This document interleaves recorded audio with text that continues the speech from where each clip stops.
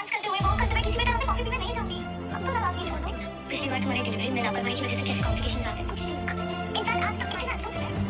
अरे अरमान तुम्हें बता कर आज अरमान और मैंने कुकी की हार्टबीट पहली बार सुनी अभी। ये रिश्ता क्या कहलाता है कि आने वाले एपिसोड में आप देखेंगे कि रोई अबीरा और अरमान से माफ़ी मांगेगी और कहेगी कि मैं दूसरे मर्तबा ऐसी कोई भी चीज़ नहीं पीऊँगी। अबीरा कहती है हम तुम्हारे भले के लिए तुम्हें रोकते हैं।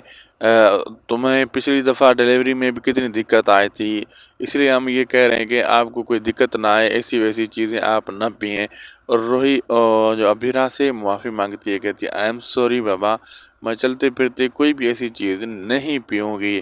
और खुशखबरी सुनाती है रोही अबीरा को, कहती है आज पहली मर्तबा हमने बेबी की हार्ट बीट सुनी और अरमान भी साथ में था, उसकी हमने हार्ट बीट सुनी और अबीरा ये बात सुनकर बहुत ही ज़्यादा खुश हो जाती है।